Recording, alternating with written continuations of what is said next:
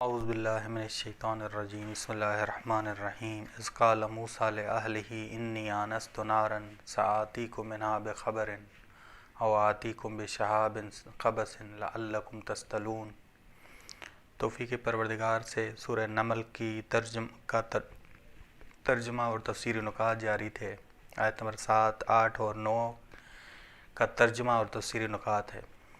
ترجمہ یہ کہ اذ قال موسیٰ لأہلہ، جب موسیٰ علیہ السلام نے اپنے اہل سے کہا۔ بس اس آیت سے اول تو جناب موسیٰ علیہ السلام کا قصہ شروع ہو رہا ہے اول، اور بہت زیادہ قرآن میں جناب موسیٰ علیہ السلام کا مختلف حوالوں سے قصہ ذکر ہوا ہے۔ جناب موسیٰ علیہ السلام جناب شعیب علیہ السلام کی بیٹی سے شادی کرنے کے بعد مدائن سے مصر کی جانب چلے اور مصر کی مشرقی جانب جا رہے تھے کہ ان کے ہمراہ یعنی جناب موسیٰ علیہ السلام کے ہمراہ ان کی بیوی تھی، خادم تھے اور دوست اور ساتھی تھے۔ یہ کہاں سے معلوم ہو رہا ہے؟ اہل سے معلوم ہو رہا ہے۔ اہل بھی ہے اور آگے کم بھی آ رہا ہے۔ کم یعنی تم سب۔ اذ قال موسیٰ لأہلہ، جب کہا موسیٰ علیہ السلام نے اپنے اہل سے، انی آنست نارا، میں نے، بس موسم سرد بھی تھا، میں نے آگ کو پایا ہے۔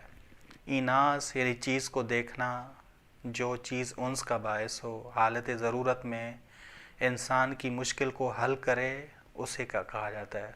بس میں نے آگ کو پایا ہے جو ہماری ضرورت ہے، جو حالت مشکل میں ہمیں کام آئے گی۔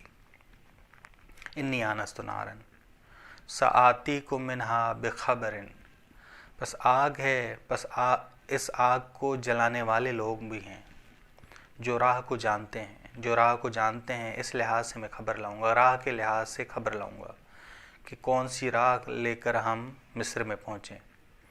اول سآتیکم منہا بخبر، میں لے آؤں گا تمہارے پاس اس کے حوالے سے کوئی خبر، او آتیکم بشہاب قبس، یا آگ کی کچھ مقدار لاؤں گا تاکہ سردی میں تم سب گرم ہو جاؤ۔ بس موسم سرد بھی تھا اور راستے کا معلوم نہیں تھا۔ بس جناب موسیٰ علیہ السلام نے دور سے آگ کو دیکھا۔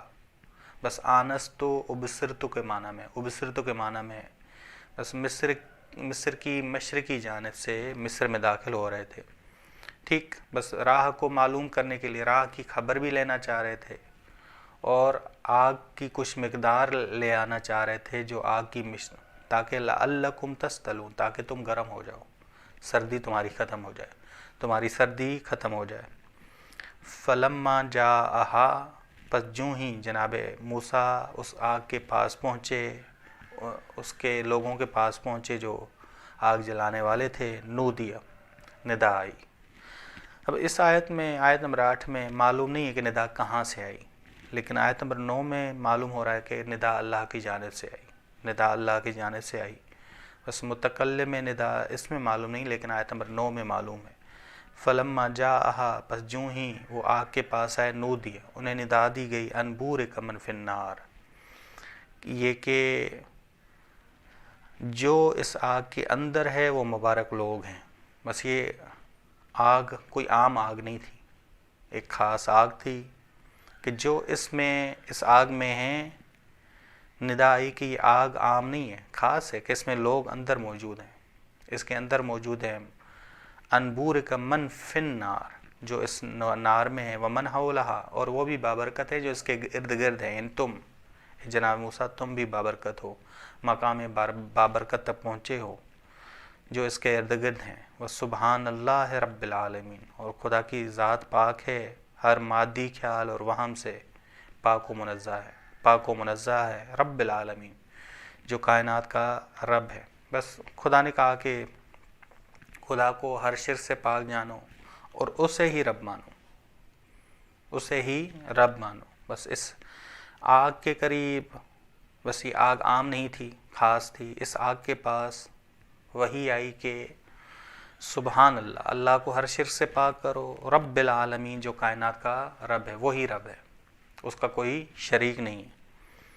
اب یہ کلمات نورانی جناب موسیٰ علیہ السلام نے متکلم اللہ سے سنے کہ یا موسیٰ، انہو انا اللہ العزیز الحکیم، اے موسیٰ بے شک میں ہی خدا ہوں جو غالب اور حکمت والا ہوں، غالب بھی ہوں حکمت والا بھی ہوں، بس مجھے تم دیکھ رہے ہو حقائق ایمان سے۔ بس بابرکت آگ تھی کہ جہاں حقائق ایمان سے خدا کو دیکھ رہے ہیں، خدا ان سے کلام کر رہا ہے، خدا ان سے کلام کر رہا ہے، بس معرفت سے خدا کو پا رہے ہیں۔